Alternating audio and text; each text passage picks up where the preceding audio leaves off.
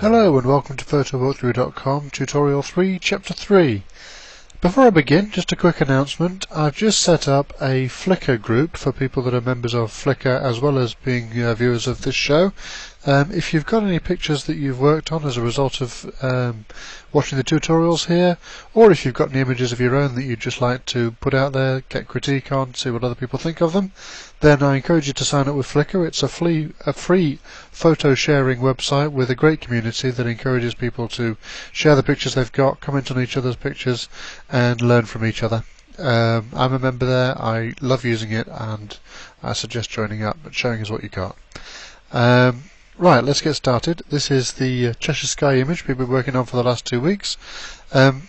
This is we've just finished exporting the raw files into JPEGs, and we've stitched them together, and the stitched version is here in this bottom right corner. So I've just opened that up in Photoshop, and here it is.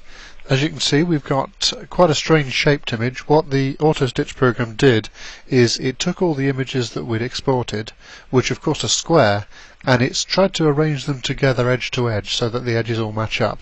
And the more overlap you can put between each of those images, the better job the stitching program will do, because the more information it's got to see where the edges join and overlap. So one of the clever things that auto-stitch does is that it can see that not all of the images are actually representing a square part of the sky. It's trying to turn a three-dimensional 360 degree sideways and up and down world into a 2D image. So in some cases it actually, and you can see around the top curvy edges here, it bends the images so that they match up nicely, and that's one of the things that puts auto-stitch out ahead of some of the other stitching tools. Not least I should mention the Adobe stitching tool, which comes with Photoshop, which in my experience has very unlikely to give you good results. I use auto-stitch whenever I can. It does make mistakes. If I just zoom in here, you'll see that there's a little bit of shadowing. If you look along those branches there, you can see just underneath the branches there's a shadow. We're going to remove that in a moment, but auto-stitch isn't flawless. It's just very good. So the first thing we need to do with this image, as you can see, it's not at all level, and it's not at all square. So we're going to start off by leveling it and cropping it, and the way I'm going to level it is I'm going to go to the eyedropper tool here, and I'm going to click and hold on that, and I'm going to get the measure tool. Now as you can see here, the eyedropper tool has a keyboard shortcut of I, so if I was to press the I key and I had something else selected, it would jump to the eyedropper. To change the tool that's selected there, you can shift I, takes you through the other tools in that button. So I've pressed Shift I until I've got the little measure tool, and then I'm going to just click along the ground and draw a line on 2 horizon points, so about there to there, and then I'm going to go to the image menu, rotate canvas, arbitrary, and this will pop up a little dialog, and you can see that it's automatically filled in 3.75 degrees clockwise. The reason it's done that is because we've measured it using this measuring tool, and it's figured out that in order to get that measuring tool perfectly horizontal, it needs to be 3.75 degrees clockwise rotated. So I will press OK. Give it a moment, because we're working with a very large image here. If you remember, we exported this in 16-bit, and it's an enormous file. If we just go to the canvas size, the image size, we can see that this is 174 megapixels at the moment. It's 11,000 pixels wide and 5,000 pixels high. So this is going to be a big image. It's going to take a lot of work to work on this image in Photoshop. Unless you've got a lot of memory, you might want to work on smaller images than this. So that's the rotating done. Now let's go to crop it. The crop tool is the C button, and it's this button here. And if you've got anything set up in these boxes up here, you want to clear them out, you can do that by pressing the clear button, because we're not going to choose any of the standard ratios here. Now all I've done is clicked and dragged on the picture there, and then I'm going to drag this around to get what I want in. Now the only way we're going to get a square image out of this lot is to lose this bit up here, which has got this kind of unattractive branch coming in at the top anyway, so that's happy to remove that. What I'm looking at is this ground here. There's a sort of a a sort of a bulbing, sort of almost fisheye look to the ground, where it sort of comes up in the middle and down at the edges. So I'm going to try and just capture that and try and keep the houses and trees and things in the middle here, which are going to go pretty much to silhouette by the time we've finished, but I'm going to try and keep the middle of the arch sort of central. So I'm just going to drag that in until that's about the middle there, and if I drag that down too far I'm catching a bit of the black where the ground isn't. I'm catching a bit of the branches there at the top, but I'm going to clone those out in a moment, so that's not too bad. We've got all the colour in the sky. I think that's a good place to stop with the crop, so I'm now going to press the Enter key on my keyboard, and that crops it. Pressing the spacebar to drag it around, and Z to jump to the zoom tool, and I'm clicking to zoom in. There's a great preference in the preferences, by the way, which if you go to Edit, Preferences, General, Edit, Preferences, General, and in here there is Zoom with Scroll Wheel. If you've got a mouse with a scroll wheel on it, which most PC users will, Zoom with the scroll wheel works like that. That's marvellous. Right, so we've got our leveled and cropped image, and the next step on this image is to do some spot editing in the top left corner here and in the bottom right corner here. So let me grab my zoom tool, and that's fairly untidy, as you can see there. So remember what we did with the last movie, where we spot edited out that mark in the top right corner. Once again I'm going to spot edit onto a new layer. At the moment we've just got the background layer, so I'm going to click this button down here at the bottom of the layers palette, which creates a new layer. And then I'm going to jump to the clone stamp tool, which is this button here, just the regular clone stamp tool, and I'm going to make sure that aligned and sample all layers is turned on, and what that will do is it will sample what we can see on the screen and it will paint it onto the layer we're actually selected, which is this layer here. So I will just rename that layer to Spot Edits, and then I'm going to zoom in a little bit more because I want these edits to be really fine and not noticeable. So I'm on my spot editing tool. I'm going to use the left square bracket key to make my brush down to a more appropriate size, and then I'm going to press down the Alt key or the Option key on the Mac, and I'm going to sample a bit of sky that looks like the bit of sky I want to paint with, and then I'm just going to paint, and I'm going to do the same thing all the way down here. I'm going to stick with this and show you what I'm doing here for a little while, because there's a sort of a rhythm you get into with spot editing. It is possible to pick the wrong bit of sky and paint it in and have something that looks wrong like that. So I'm just going to Control Z that to undo that edit. You want to be constantly, you see, whenever you see my pointer look like that, that's me sampling. So I'm constantly sampling and painting and sampling and painting. So I'm going to sample there and paint a bit. I'm going to sample there and paint a bit. Sample there and paint a bit. And I'm just going to work my way in. You don't want to find yourself setting one sample point and then trying to paint with that forever. You'll find that what you do is you end up copying a whole region of sky, or a whole region of whatever you're copying, and it will suddenly become obvious when you zoom back out that that's what you've done. It'll suddenly become clear that there's a copy of one bit of the sky in another bit of the sky. Our eyes are very good at spotting similarities. So I'm just going to keep sampling, and I'm trying to follow the line. There's an orange line through the sky here, and a darker line here, and a lighter blue line here, and I'm just going to try and continue that line through to the edge of the picture. And hopefully as I go, I'm taking the texture with me. I should mention, by the way, I'm using a very soft edged brush. You can get your brush edge to go softer by pressing Shift and the left square bracket, or if you press the Shift and the right square bracket you get a very hard edge brush.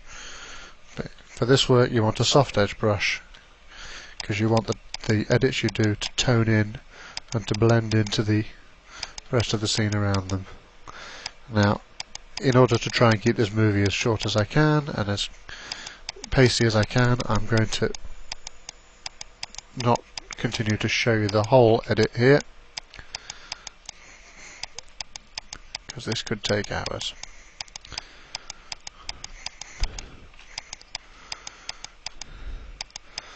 We're almost there. I'm racing through this a little bit.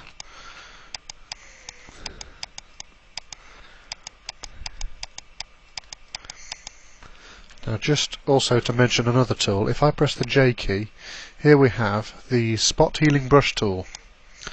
I'm just going to see how this does on this here.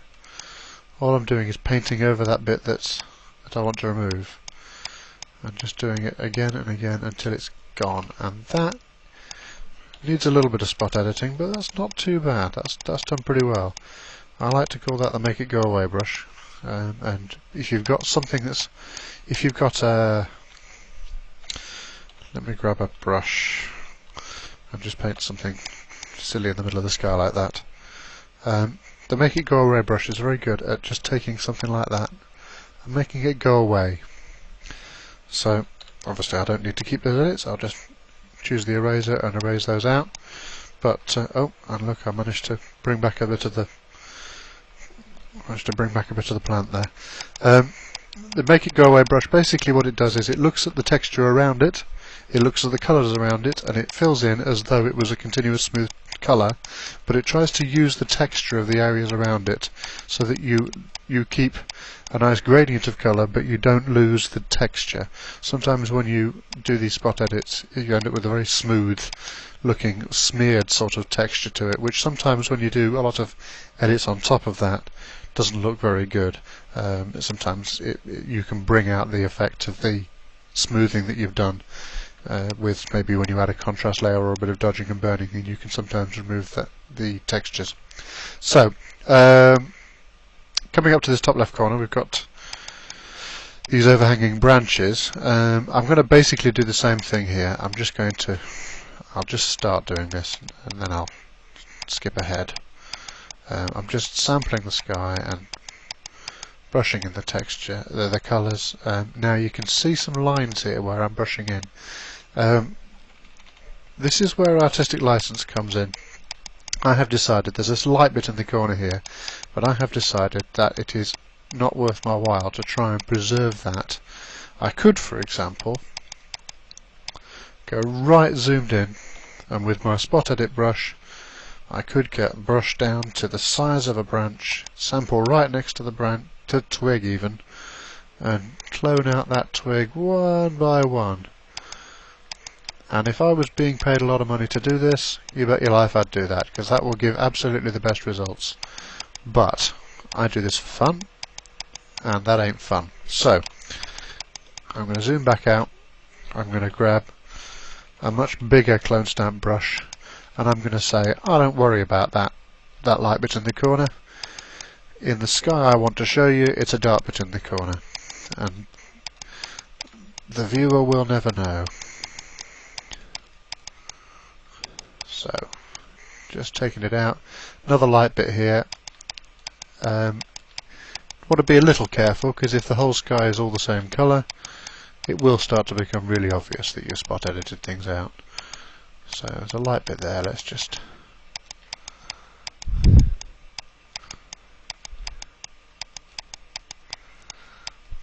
take some. I'm just trying to build up an area of sort of flattish colour here, so that I can then use that flat colour here to start just painting a gradient back in, because they were starting to build up a line, a visible line between the two colours.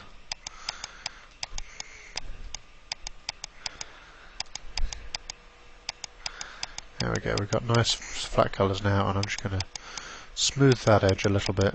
All I'm doing is I'm sampling the lighter colour and painting it onto the edge, and I'm using light brush strokes on my Wacom tablet. Once again, the Wacom tablet earns its weight in gold. It's fantastic. Get one if you haven't got one. I've only got a really cheap Wacom tablet. You don't need a very expensive tool, a very expensive graphics tablet to do this. Here in Europe we have what's called a Velito 2, which is in the order of £40. Very, very cheap indeed. I mean, that's about $70, I guess. I think the Velito 2 might be out in the US as well now. If not, then there are Graphire's and I don't remember the name of the other models, but all of the Wacom tablets are very good. The Velito 2 is an A6 size, so it's only small. You don't need huge hand movements to do these things. If you're used to using a mouse, you'll be used to the sort of gesture sizes that you're using with this Wacom tablet. It takes about 15 minutes to get used to using it, and after that you'll wish you'd bought one years ago. Anyway, I'm rattling on. I'm going to skip ahead. I already have here an image that I've done these spot edits on, and that looks like that. So I'm going to, next of all, I'm going to do a bit of darkening and contrast work, and the way I'm going to do that is I'm going to take a new curves layer. So I'm using the add adjustment layer button at the bottom here, and I'm going to choose curves. And you've seen me do this before if you've watched any of my videos in the past. This curves dialog will pop up. I'm just going to press OK on that. So I've got a curves layer now, and I'm going to change that to overlay, which adds a lot of contrast in the sky, but also now you can see it's starting to look a little over bright. So I'm going to, just underneath that curves layer, I'm going to add another curves layer, and I'm just going to press OK again, and I'm going to add a darkening layer, which is going to be using the multiply blend mode, and that's probably too dark, so I'm dragging the opacity down to in the region of about there, 53–54%, something like that. And that contrast, I'm going to just pull that back a little bit as well, because as we do the dodging and burning, that will add contrast to the image. So I put the contrast layer to 50%, and I'll put the darken layer to 53%. And I don't need those layer masks, so I'm going to just click on the layer mask and drag it to the trash can and say yes, delete it. And that's our darkening and contrast. And I think there is a good place to stop for today. I will come back in the next movie. In the next movie we're going to warm up those tones a little bit, and then we're going to boost the colour saturation.